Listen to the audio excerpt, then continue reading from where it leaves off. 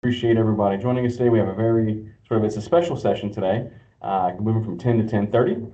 And before we get started, what we'll do is do our always reminder that we have that we try to record these sessions for folks who want to go back and watch it again, or for those who may have missed it, and allow folks to watch that and get caught up. So we will start recording shortly. If that impacts anyone, please feel free to turn your cameras off and we will get started in just a second.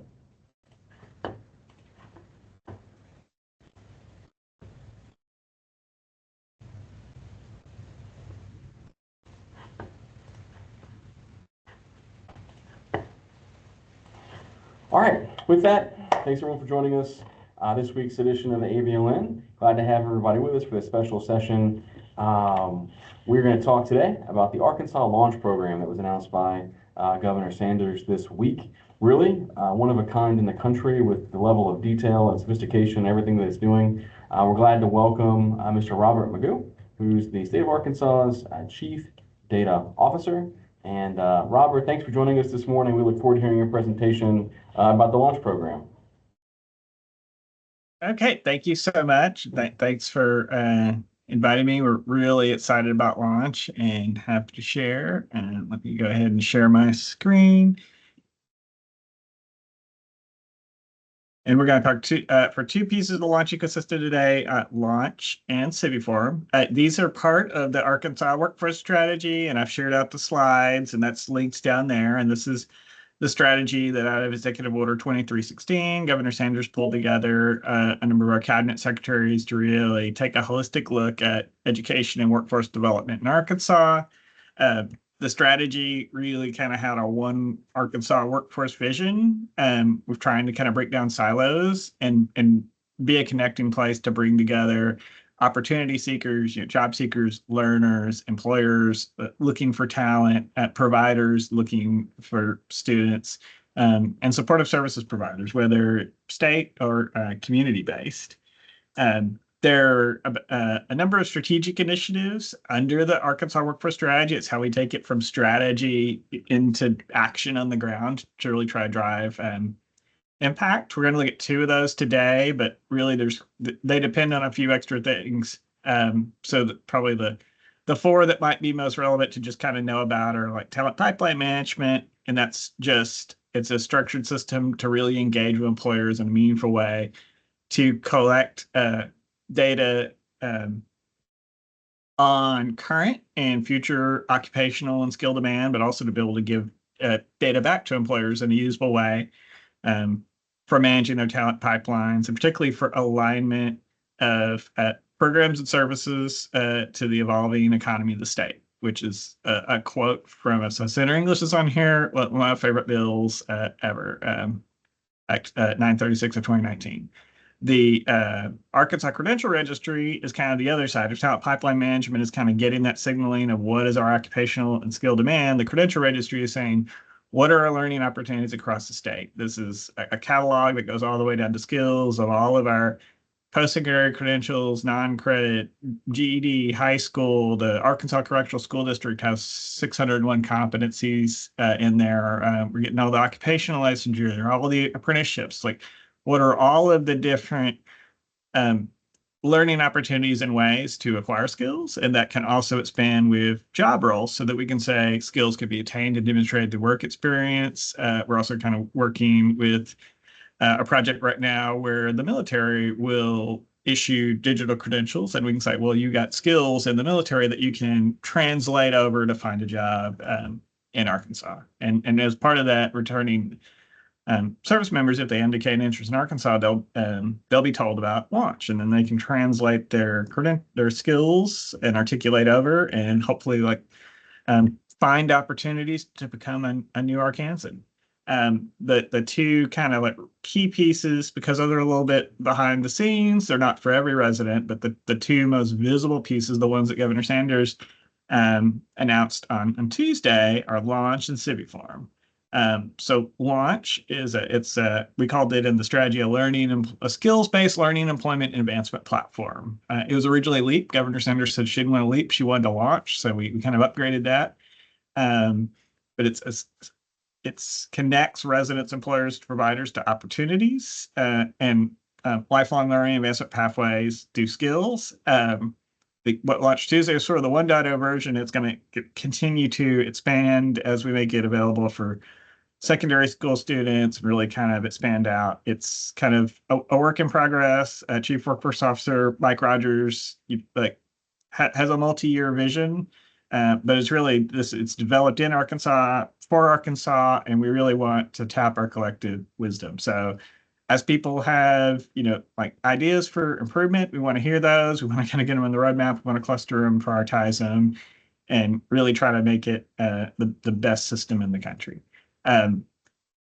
Civiform is sort of a companion piece to that. It can be useful outside of launch, but the way we kind of put it in the launch ecosystem is, once we help someone with career exploration, help them see, hey, there's this, potential jobs, a broadband installation technician or something like that. Here's a learning experience that can help you get the skills to get that job. They might need transportation or childcare or books or some other kind of additional services. So Civiform, it really kind of has those needs-based connection to all of the different supporting services. Launch, it's very data-driven, and it's using Arkansas data. So it's not telling you about careers that are in demand in San Francisco. It's very timely, localized, regionalized, especially as things like AI can change demand and skills and things like that, or the emerging lifting ecosystem. We're using timely Arkansas data to drive these recommendations. It's very much like Netflix. It's kind of the Netflix for your career, so that as someone's going and saying, these are my skills, my interests, my aspirations, it's, with privacy and security and governance and all those things, it's kind of using the patterns from other people who are successful, even if maybe the titles don't match. We can find,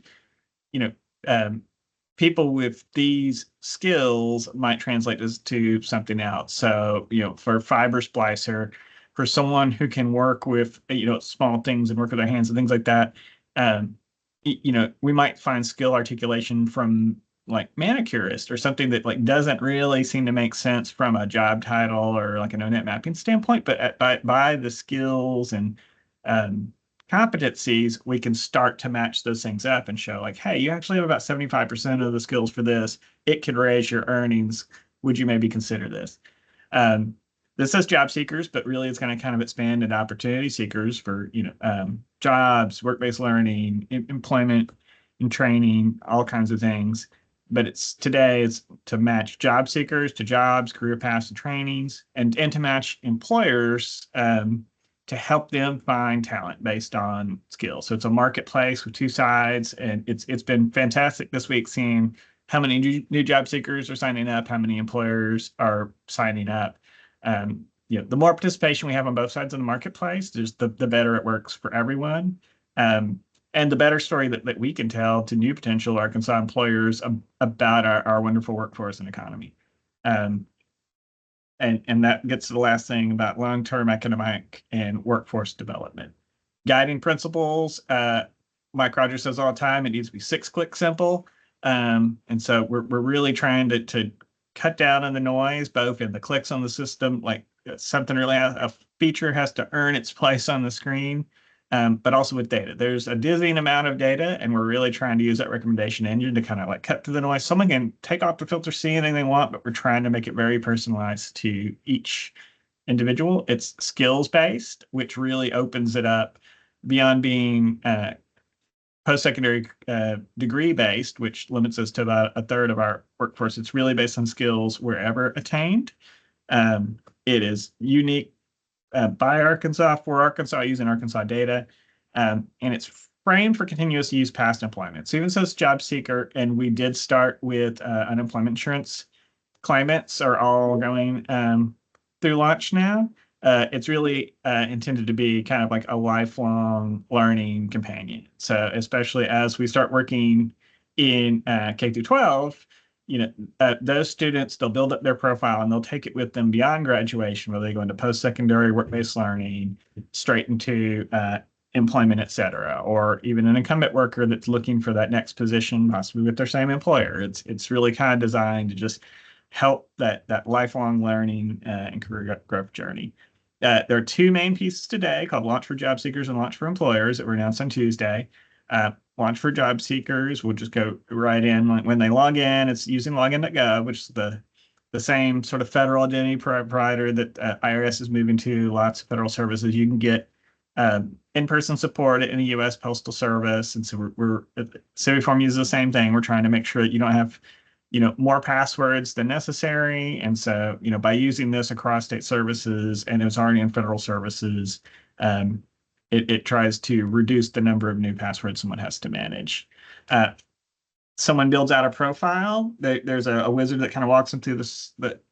At the beginning today, it's primarily it's skills, because it works at skills, but those are boxed in by experience. So someone can go in and I can add an employment experience. I can add a degree. I can add a certification. There are a lot of different options we can add to those of ways that skills experience were demonstrated or gained. There's some hidden features there that aren't there yet. Right now, it's self-attested, kind of like on a resume. Someone's going saying, I say that I worked here. I say that I have this credential. In this next phase, very soon, if the state has the information, we'll be able to say that's verified and give that trust and have that signal to the employers that's verified, and a way for if someone does have a digital credential that's portable from a different state or the military, for example, they can pull that into the system. That if someone is unfortunately living in Arkansas, they'll also be able to take that out of the system, or if they just want to use a different tool. But they build out their skills profile. We're adding interest soon. And then they start exploring careers. And so we have these little cards. They're for each occupation. There's a skills match there. But they can also say that there's a save this. If they hit the little dots or some other things like hide this, I can say, this is a high skills match for me, but I really don't like it. I'm looking to do something different. So that kind of like with Netflix, that's starting to learn them. The more they kind of skills they put in and the more they thumbs up things, the more it's kind of tighten up and give them very relevant recommendations to make better use of their time so they can get on with their day. It lists common skills. Kind of below that with the screenshot, it has Arkansas specific labor market information. What's the demand? What are the average wages? It's a place we can add that, and buttons to see what are the current jobs in Arkansas in this right now. What are training opportunities related to this? There are a number of filters on the side. By default, it's going to show them the things that are recommended to them, but they can take the filters off and look at anything they want. They can, sort by a variety of different things, and we can continue adding those filters in. Job exploration. These are Arkansas-specific jobs. They're coming from the National Labor Exchange. There's many jobs there. We're getting many more jobs added this week as more employers are coming on to Launch for Employers. They can sort and filter, and this is all driven off of their recommendations, but they can take the recommendations off and look at anything they want. It's really it's not limiting it for anyone. It's just trying to personalize it, kind of like Netflix. You can watch any movie you want, but it's going to try to save you time. And based on what you tell it, you try to highlight some things for you. There's also training opportunities. Currently, this is everything that's on the WIO eligible training provider list, which is important to the things that are available for WIOA funding. It's also every one of the 2,200 post-secondary credentials in Arkansas. This is that credential registry I talked about. There's a source from that credential registry, which is the apprenticeships are in here. It'll continue to really grow with non-credit, especially as we start having opportunities that maybe are eligible for funding under issue 1 with the lottery scholarship expansion. This is where we can really kind of put in all of the different training opportunities. Today, it's a flat list. We're working on making it have those sort of stackable pathways so someone can see there might be multiple steps between where I'm at and where I want to go. The other piece that not everyone sees is work search tracking. And so in this case, for unemployment insurance claimants, they're required to do 5 work searches or related activities in a week. But this used to all be kind of mailing back and forth. But so here, if they're already going in Launch, that they're now landed in there. And as of the first week of March, like everyone will certify their weekly claim right in launch.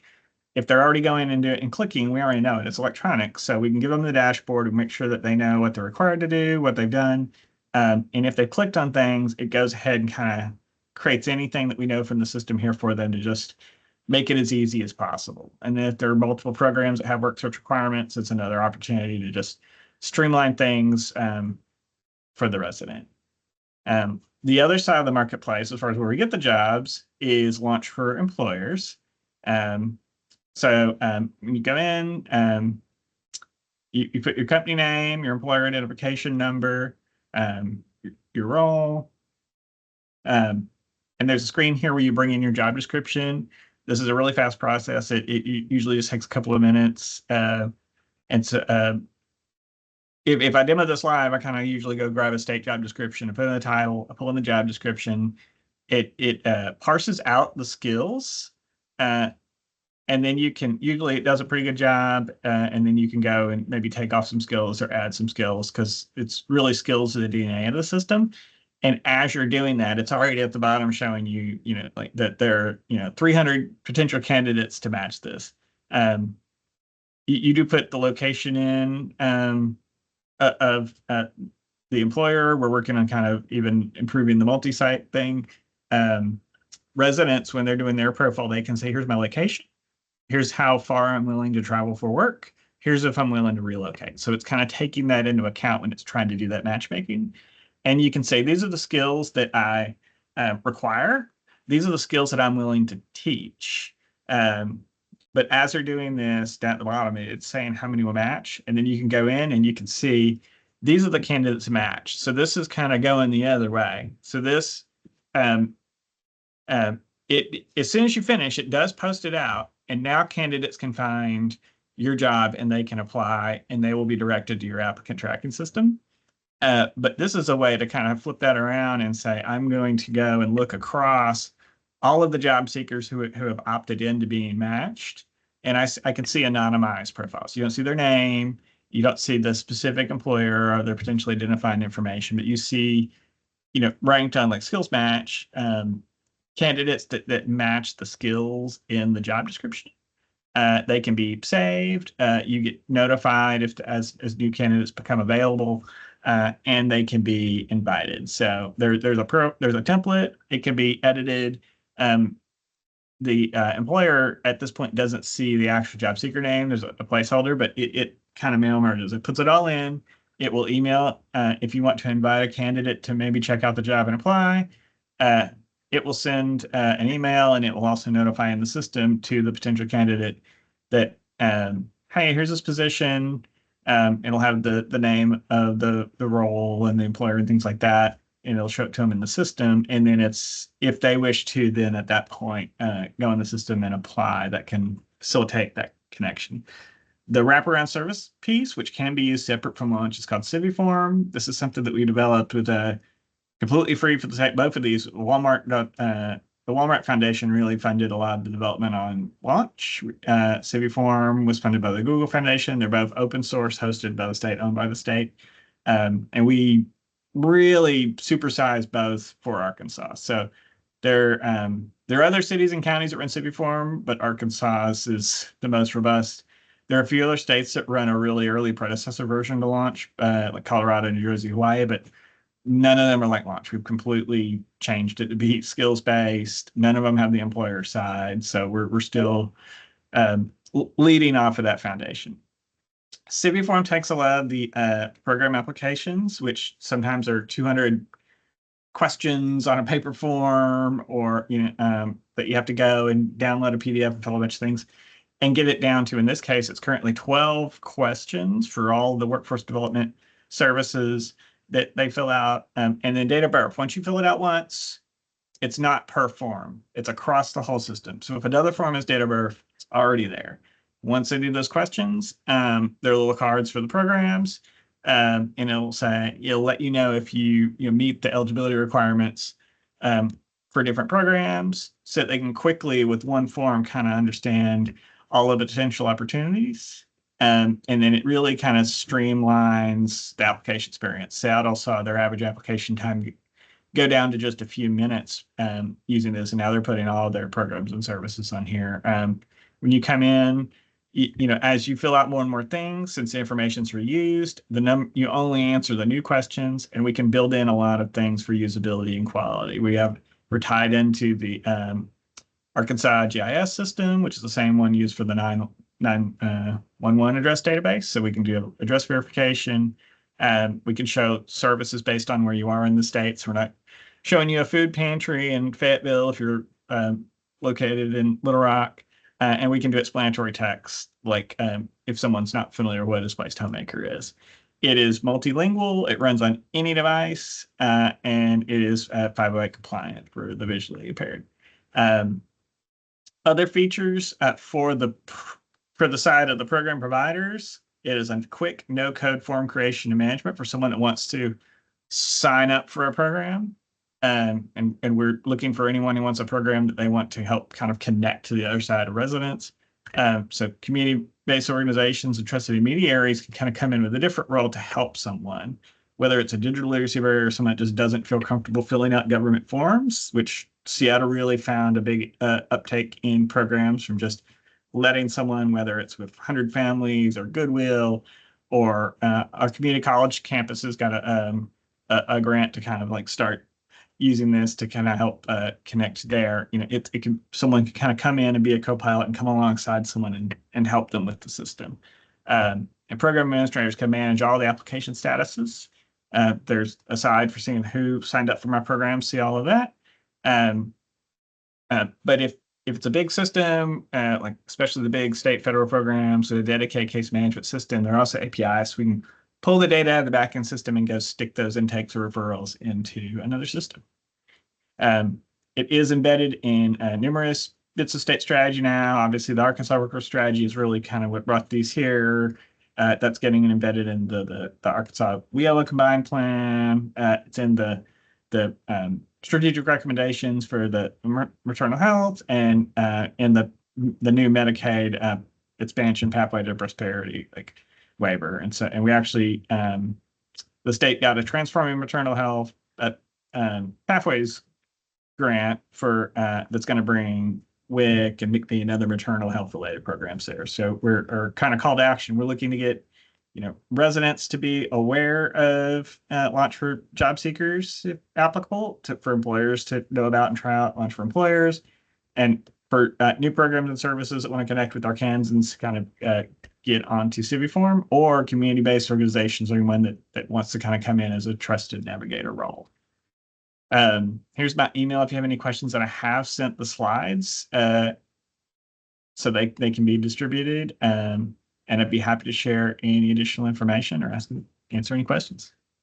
Hey, Robert, real quick. So before we go to questions, if any, within the chat box, thanks for joining us today. Love to have content for our statewide broadband stakeholders across the state.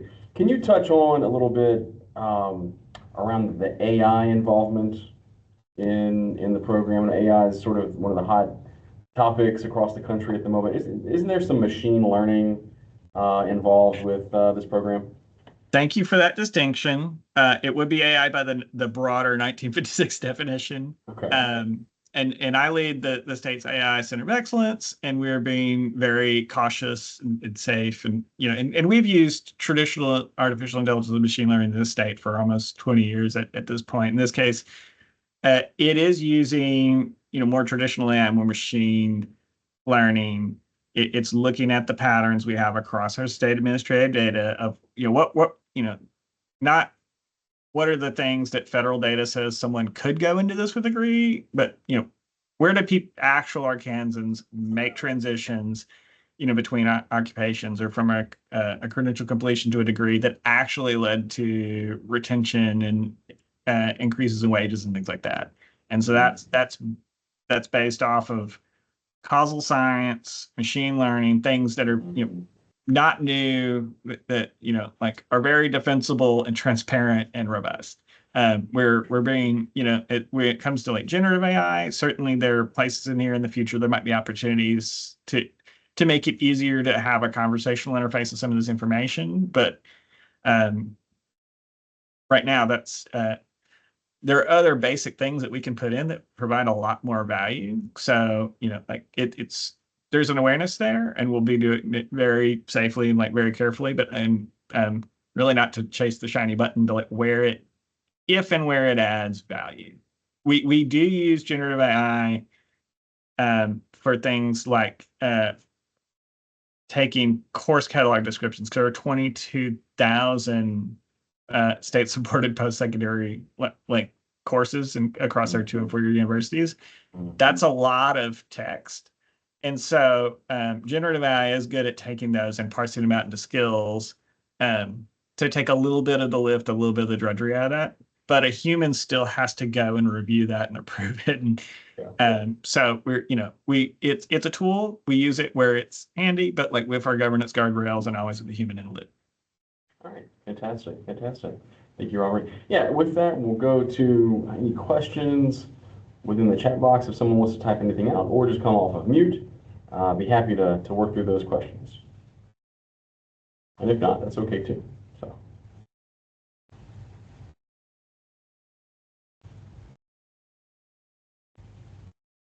Looks like Elizabeth had commented that they love launch at North Central WIOA. So. We love that.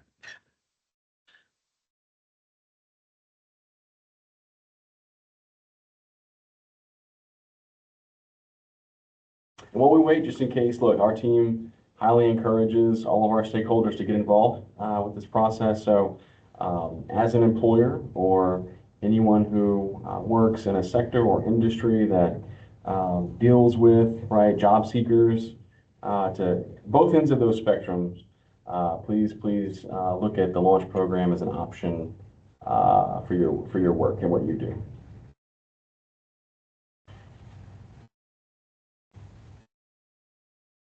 Okay, well with that, Robert, thanks for being with us, presenting to the folks today on this sort of brand new and leading the way in some of this work across the country. So thank you so much for joining us. Thanks everyone for being here. And you get a follow-up communication from our team after this call. Thank you, everyone. Thanks so much.